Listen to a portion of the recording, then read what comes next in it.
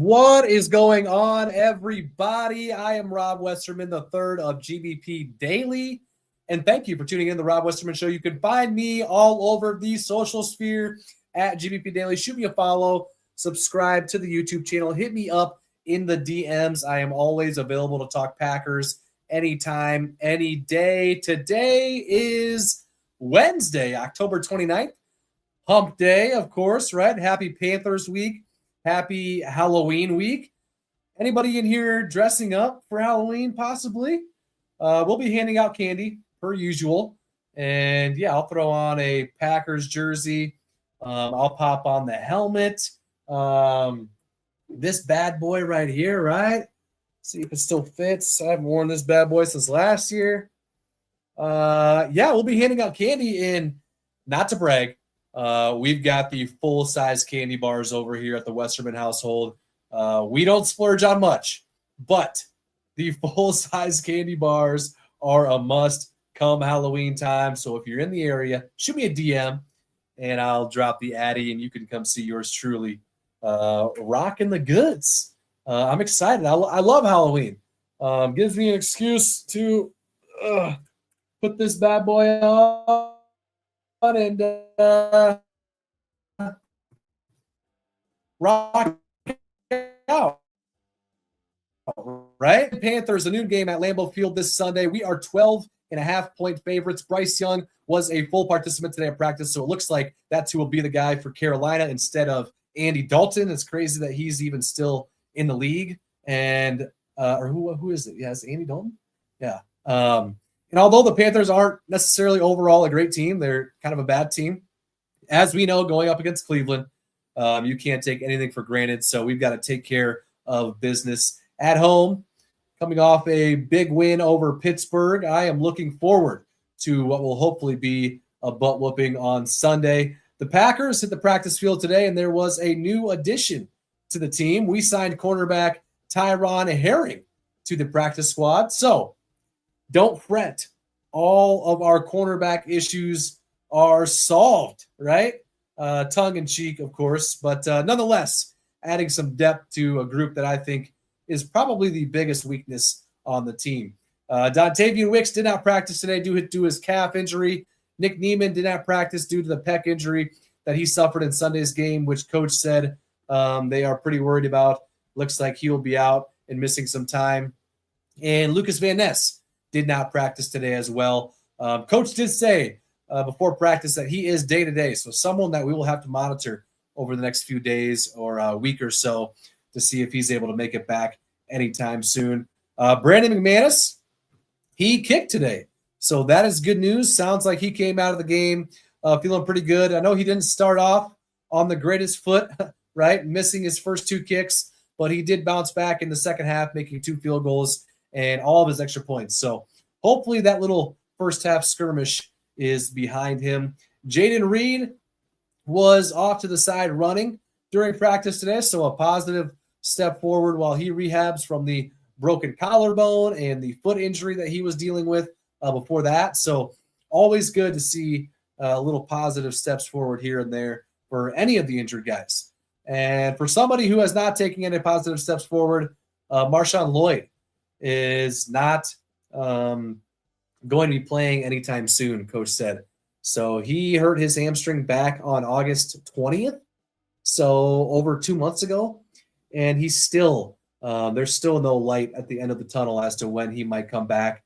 Jaden Reed, he had a Jones fracture in his foot, a broken collarbone in the first or second game of the season against the Commanders, and he's already back at practice before Marshawn Lloyd is. So a little concern here growing for Marshawn Lloyd to even think if he's going to ever play again. I don't know what is going on, but clearly the hamstring is just not healing as they would like it to. So tough news for him, but maybe we'll see him sometime this year. I honestly couldn't tell you.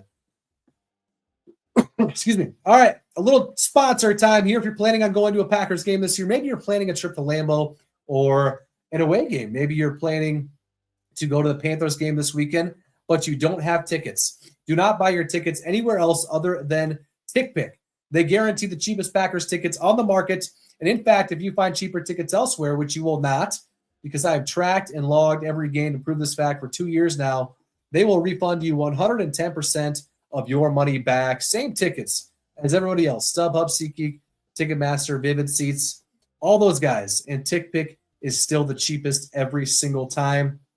Use the code Packers22 for an extra $22 off the already cheapest tickets on the market. Shout out to TickPick. Appreciate their partnership with myself. They are the best in the biz.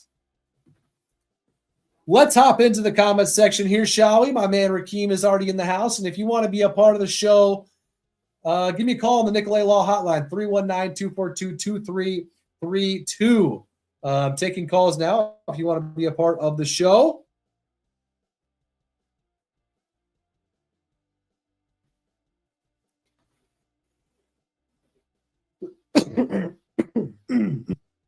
Excuse me. Jared, I am not a fan of the throwbacks this week. Jared, what are you talking about, my man? I personally love these throwbacks, but I like any jersey formation or combination, no matter what, really. If it's got a G on it, if the Packers are rocking it, I always love what they come up with. Famously, my favorite jerseys ever are the brown pants with the navy jersey and the circle number on the chest, the circle gold number on the chest. So my taste among the masses is definitely not the most popular by any means. But yes, the Packers are wearing their 1923 throwback jerseys this week. The gold pants, the navy and gold numbers, the throwback brown or whatever leather-looking helmet. We'll see on Sunday how they look, but I think it'll be sweet. Thank you, Jared. My man Rakeem, what's up, Rob? I really feel this year we can make a good playoff run if we cut out the amateur mistakes during games, like unnecessary penalties. Outside of that, we are looking pretty good. I agree with you. I think we got a shot, right? Still a lot of way to go. Still a long way to go. But so far, so good. It seems like we're getting better, here and there each week. And, yeah, with the penalties, gotta get rid of those. Pre-snap penalties, offsides penalties. Got to clean it up a little bit. I'm with you. What is going on? You are on the Rob Westerman Show. Who am I talking to? Hey, Rob. This is Joe from Scranton again. What's up? Joe from Scranton. How you doing, man? How's the day going? It's going all right. I'm in the work shop right now. I saw the show came on, so I gave you a buzz. I appreciate that. What's on your mind? What do you got for me? I don't know if you saw it, but Panthers, they got 3 starting offensive linemen and a 4th. Well, 3 starting offensive linemen listed as out, and a 4th as limited today on their injury report. Yeah. I think Rashawn and Micah might be eating pretty well this weekend. I don't know what you think. I sure hope so. After last week, my expectations are kind of through the roof, and not only with those 2 guys, but Devontae Wyatt in the middle. And it sounds like, yeah, I kind of saw what you were seeing earlier with those offensive. I really wish that LVN was around for this one. It'd be nice. I hope he heals up fast. Yeah, I'm with you. It's really a bummer that LVN is out with an injury because he was playing so well and kind of rounded out that edge group. Really turned it on that last game he was in. That was like, you really start. Not that he wasn't playing good to begin with, but it was really starting. Like that last one was really we'll say the coming out party a little bit, I guess, or something like that. Yep, I was just about to say the coming out party, and then of course he gets hit with an injury. Kind of tough sledding for him. He is day to day, so hopefully he could be back at practice maybe this week, maybe next week, and be playing within the next few weeks. But before I let you go, you got a score prediction for me for Sunday? Score prediction for Sunday. Maybe 3 offensive linemen out. Bryce Young's playing. I'm going to go a little hefty. Okay. And I'll make it easy. I'll say, and close to this last one, we'll say 38-31 38-14. 38-14. So a butt whooping at home. Lambeau Yep. Field noon game. The Panthers aren't very good. So, yeah, a win or a game that we should win. Joe, I hope you're right, and I appreciate you again for calling in, my man. Oh, I'm right too, man. No problem. Anytime. Have a great day. Take care, dude. You too. My man Joe calling in. I appreciate all the calls. And if you want to be a part of the show like Joe just was, give me a call on the Nicolet Law hotline, 319-242-2332. What else do we got going on? King AJ, 1-0 every week, baby. We can't underestimate the Panthers run game. Let's lock in and win. I'm with you, King AJ. I am with you. Mitch, who should be our punt and kick returners? Keyshawn Nixon. We got an all-pro kick returner. Put him back there. I know he's our corner, but he's not doing that good at corner. At least last game he wasn't. And, yeah, put him back at kick returner. Come on. Savion Williams has been doing – he did better last week, but up until last week, he's been a little questionable back there. Punt returner, that's kind of a different question, right? Romeo actually did pretty decent against the Steelers, so I'm fine with having him back there.